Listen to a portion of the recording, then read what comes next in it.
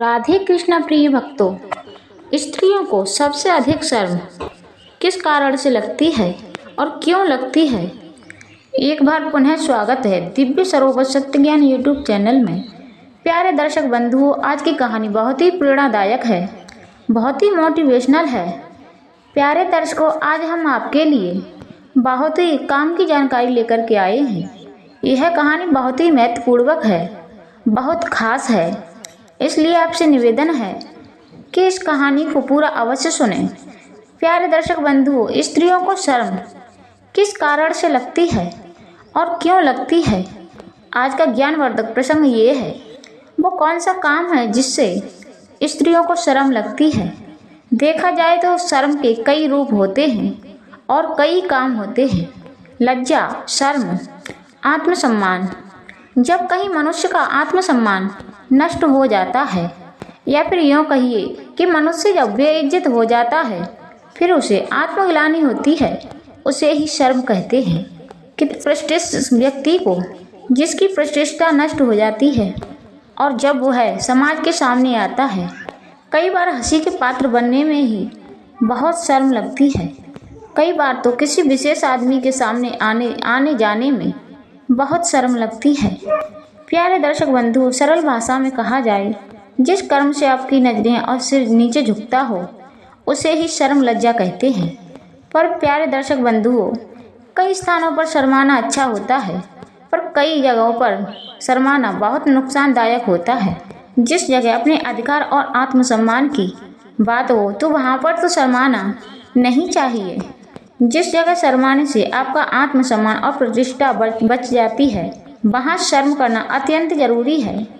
स्त्रियों के बारे में बताया गया है कि शर्म और हया स्त्रियों का आभूषण होता है। जिस स्त्री में लज्जा शर्म नहीं होती, वह स्त्री अच्छी नहीं होती, क्योंकि स्त्री लज्जा की देवी होती है। उसकी शर्म ही उसकी नारत्व की पहचान होती है। और जिस स्त्री में शर्म नहीं होती, लज्जा नहीं होती, वह स्त्री नारी जाति के नाम पर कलंक है। पर मैं यहाँ इस लज्जा और शर्म की बात नहीं कर रही हूँ। कोई स्त्री अपने कर्तव्य के अनुसार किसी का सम्मान नहीं कर पाती है। जिस जगह स्त्री का आत्मसम्मान जाता हो, वह काम कभी नहीं करना चाहिए। कभी कभी अचानक ये भी हो जाता है, जहाँ आत्मसम्मान जाने की बात हो जाती है। आइए इसी संबंध में मैं आपको एक छोटी सी कहानी सुनाती हूँ। एक बार माता पार्वती ने सभी ऋषियों मुनियों की दावत की और निमंत्रण करके उन्हें कैलाश पर बुला लिया। सारे ऋषि मुनि भोजन करने के लिए उस कैलाश पर्वत पर पधारे। माता पार्वती ने सारी व्यवस्था अपने हाथों से की, स्वयं रसोई खुद बनाई थी। इसी तरह से ऋषि मुनि आते और भोजन करके चले जाते। अब अगस्त्य मुनि का नंबर था। अगस्त्य ऋषि आए। अगस्त्य ऋषि अब पार्वती मैया के भवन में भोजन करने के लिए बैठे। माता पार्वती ने भी बड़े खुश होकर के उन्हें करवाने लगी।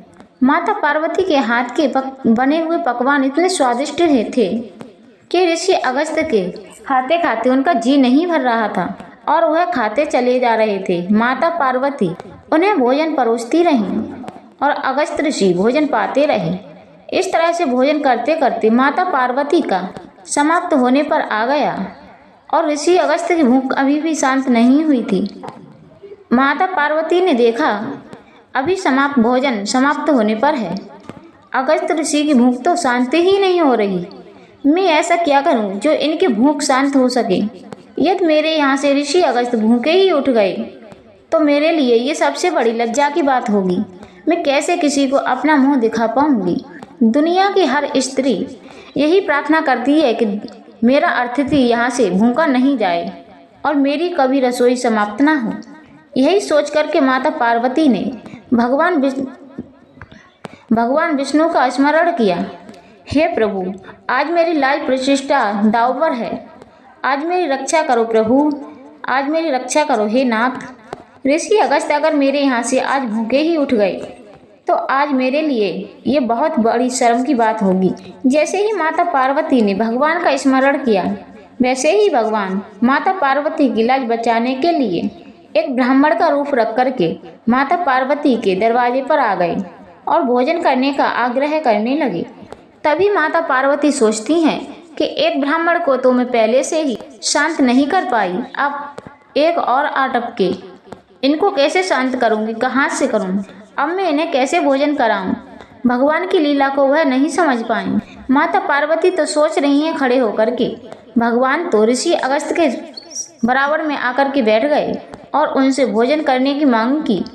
तो माता पार्वती ने बचा कुचा भोजन उन्हें भी परोस दिया, पर वह भगवान की लीला को ना समझ सके कि आज परम पिता परमेश्वर मेरी लाज बचाने के लिए, मेरे हाथ का भोजन पाने के लिए मेरे घर स्वयं चल कर के आए हैं। अब हुआ ऐसा कि भगवान ने 2 कौर खाए, 2 निवाले खाए थे, थोड़ा जल पिया और वहाँ से चल दिए। ऋषि अगस्त सोचने लगे, ये ब्राह्मण वाला ना इसने खाया और न खाने दिया। प्यारे दर्शक बंधुओं, भोजन करते समय ये नियम होता है, पंगत का ये नियम होता है। अगर एक व्यक्ति उसमें से उठ करके चला गया तो सारी पंगत को उठना पड़ता है। उन ब्राह्मण के उठते ही भगवान महर्षि अगस्त को भी बीच में ही उठना पड़ा। इस तरीका से माता पार्वती की लाज भगवान ने बचाई। अगस्त ऋषि कहने लगे, हे देवी, भोजन तो भरपेट नहीं कर पाए, कम से कम भरपेट जल तो पिला दो। अब माता पार्वती सोचने लगी, ये ऋषि सारे रसोई का भोजन तो चट कर गए, फिर भी इनकी भूख शांत नहीं हुई। अब मैं पानी कैसे पिलाऊं? यहाँ से गंगा मैया तो बहुत नीचे हैं। तो भगवान कहने लगे, हे ऋषि अगस्त, पानी आपको मैं पिलाऊंगा। जब द्वापर युग आएगा, मेरा कृष्ण अवतार होगा, तब मैं इंद्र की पूजा रुकवा करके गोवर्धन पहाड़ की पूजा करवाऊंगा। उस समय इंद्र क्रोधित होकर के दिन भीषण बारिश करेगा। उस समय आपको पर्वत पर बैठ करके पानी पीना होगा। अब प्यारे दर्शक बंधु, आपके मन में ये चल रहा होगा, सारा पानी यदि वो पी गए, इतना पानी अगस्त मुनि कैसे पी गए? आपकी जानकारी के लिए एक बात और भी बताती हूँ। एक बार ऋषि अगस्त पूरे समुद्र को भी पी गए थे। ऋषि मुनियों से भगवान भी हार जाते हैं। वर्षा का जल तो बहुत छोटी बात है।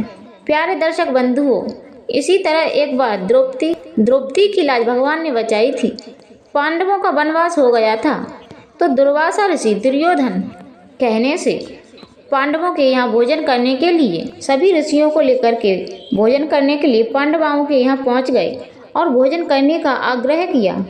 उस समय पांडवों के पास सूर्य देव का दिया हुआ एक अच्छे पात्र था, जो एक बार में ही भोजन तैयार कर देता था, और जब तक पांचाली द्रौपदी भोजन नहीं करती थी, तब तक उस अच्छे पात्र से भोजन समाप्त नहीं होता था, और यदि द्रौपदी जी ने भोजन कर लिया तब भोजन समाप्त होता था। लेकिन उस दिन द्रौपदी जी ने भोजन कर लिया था, इसलिए उनका पात्र खाली हो चुका था, और वह पात्र सिर्फ एक दिन में एक ही बार भोजन बनाता था, और उन ऋषि ने भोजन का आग्रह किया था। पांडव तब घबराने लगे, सोचने लगे कि यदि मना करते हैं तो ये श्राप दे डालेंगे, क्या करेंगे। उस समय द्रौपदी मैया के आगे ऋषियों के भोजन की आग्रह का बड़ा संकट खड़ा हो चुका था। तब द्रौपदी ने भी भगवान की प्रार्थना की थी कि मेरी लाज बचाओ। तब भगवान वहाँ भी प्रकट हुए थे लाज बचाने के लिए। द्रौपदी से वहाँ भी भगवान ने भोजन की मांग की थी। तब द्रौपदी ने झांक कर के अच्छे पात्र में देखा तो उसमें एक चावल था। द्रौपदी जी कहने लगी, हे भैया, हे प्रभु, आधा चावल आप खा लो और आधा चावल अपने संसार को खिला दूंगी। भगवान के वो चावल खाते ही सारा तृप्त हो गया।